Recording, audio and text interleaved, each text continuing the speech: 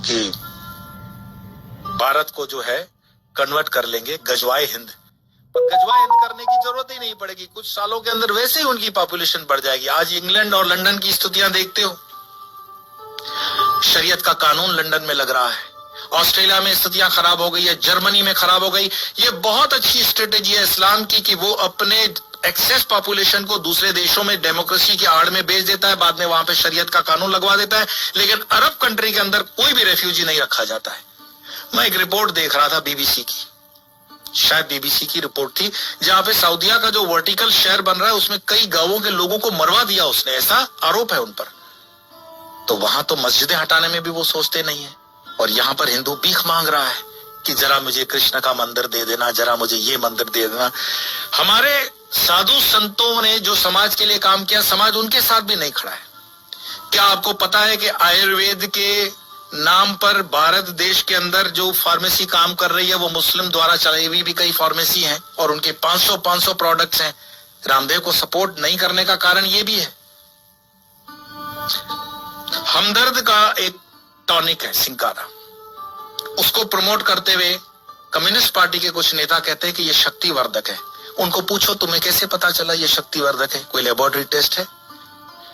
Allopathy के comparison में जो रामदेव बाबा को कहा गया था कोरोना के कंपैरिजन में, वो चीजें सब पर लागू होनी चाहिए। क्या आपको पता है सोनू निगम जैसा कलाकार जो पिछले कई सालों से फिल्म इंडस्ट्री के अंदर बेहतरीन आवाज दे रहा है, उसने जब खुले से कहा कि इस अजान के कारण मुझे तकलीफ होती है, इंडस्ट्री में उसको काम मिलना कम हो गया, क्योंकि बॉलीवुड की इंडस्ट्री आज भी इस्लामिक फंडामेंटलिस्टों द्वारा डोमिनेट है। मैं आपको और बता दूं, जिन दिनों शाहरुख खान, सलमान खान, आमिर खान स्ट्रगल कर रहे थे, गोविंदा सुपरस्टार था, और गोविंदा को नीचे करने के लिए उसकी जोड़ी में चलने वाली करिश्मा कपूर को आमिर खान के साथ एक फिल्म दे दी जाती है परदेसी। गोविंदा की जोड़ी को तोड़ा जाता है और उसके बाद उदय होता है सलमान खान, आमिर खान और शाहरुख खान का समय, क्योंकि इंडस्ट्री डोमिनेटेड है इस्लामिक लॉबी द्वारा। ऐसे कई मैं आपको उदाहरण दे सकता हूं, लेकिन मुख्य बात क्या है? क्या हमारे हिंदुस्तान में सारे मुसलमान खराब हैं? ये कहने का अर्थ नहीं है। हमारे हिंदुस्तान के अंदर आजम जी, प्रेम जी जैसे भी इंडस्ट्रियलिस्ट हैं विप्रो के, उन पर आरोप भले लगे कि वो मुसलमानों के हितों की ज्यादा सोचते हैं, हिंदुओं की नहीं, पर मैं इस पे नहीं जाऊंगा।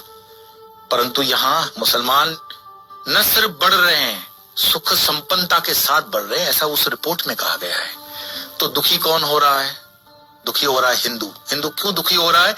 क्योंकि वो कर्महीन होकर के जीना चाहता है और बेवजह की फालतू चीजों में वो अटका हुआ है। अपनी ना तो वो स्किल को डेवलप कर पा रहा है और अपने हर छोटे छोटे उद्योग को छोड़ता जा रहा है। आज जब हम अपने आश्रम का भी काम करवाते हैं तो लेबर ढूंढने में हमें तकलीफ पड़ जाती है। देश के अंदर कोई बेरोजगारी प्राइवेट सेक्टर में नहीं है, लेकिन कोई रबिश होते हैं जर्नलिस्ट जो अपना खीसा गर्म करने के लिए, जनता को गुमराह करने के लिए अलग अलग रिपोर्ट्स देते हैं। देश के अंदर आज भी उतना ही रोजगार है, अगर युवान ठान ले तो बहुत कुछ कर सकता है, लेकिन जो आप जगह खाली करते हो वो दूसरा आता है। गुजरात के हाईवेज पे एक पूरी होटल्स की चेन है, वो चेन चलाते हैं चेलियास कम्युनिटी के लोग। चेलियास मुस्लिम कम्युनिटी है और उनकी इतनी यूनियन होती है कि उसमें दूसरा कोई होटल नहीं खोल सकता हिंदू। मैं पूरे गुजरात हाईवे की बात कर रहा हूँ, नेशनल हाईवे नंबर 8। साल में सिर्फ 2-3 दिन ये होटलें बंद होती हैं।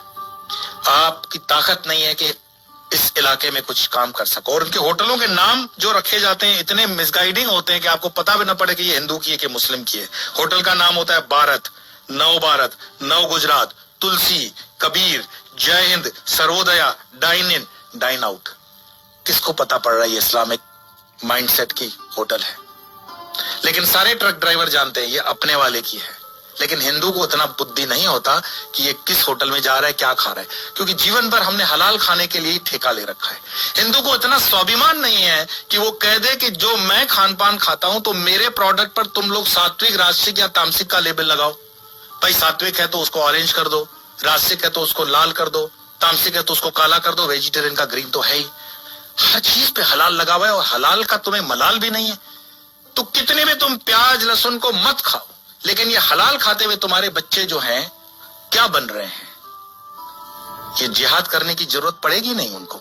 ये साधु संतों को भी सोचना पड़ेगा कि तुम शेर को भी घास खिलाओगे, गाय को भी घास खिलाओगे, क्षत्रियों को भी घास खिलाओगे और ब्राह्मणों को भी घास खिलाओगे। हमने खान पान को बदल करके पूरे डीएनए सिस्टम को बदलने का पाप किया है, और जब इस पाप की हम ठीक से बैलेंस नहीं करते हैं तब तक इस पॉपुलेशन को ठीक करना बड़ा मुश्किल होगा। एक इंसान, ये वीडियो समाप्त करने से पहले मैं बता रहा हूं, एक इंसान जिसने अलीगढ़ मुस्लिम यूनिवर्सिटी का स्थापना किया था, सर सैयद, उसने सिर्फ ख्वाब देखा था पाकिस्तान बनाने का, कि एक ऐसा देश बन सकता है। एक टाइपराइटर और एक इंसान जिन्ना, जिसने देश बनाकर दिखा दिया, और ये चीज इतिहास के अंदर दर्ज है। क्या पता ओवैसी जो कह रहा हो उसको हम सीरियसली नहीं ले रहे हैं। अगर शाहबानो केस कोर्ट का इधर उधर हो सकता है तो राम मंदिर का केस भी राहुल गांधी तो बोले थे कि हम कर देंगे, ऐसा उन पर आरोप है, प्रमोद जी ने लगाया था। हिंदुओं को जागना पड़ेगा। कोई शंकराचार्य फिर से आए ना आए इसकी कोई गारंटी नहीं है। शंकराचार्य जी की जयंती जन मनाने से सिर्फ इतना ही मैसेज मिलता है, उत्तिष्ठ जागृत प्राप्य वरानी बतो, उठो जागो, अपनी जवाबदारी लो। कब तक दूसरों के कंधों पे रहोगे कि ये तुम्हारी जवाबदारी लेगा? और धर्म का काम चेतना जगाना है।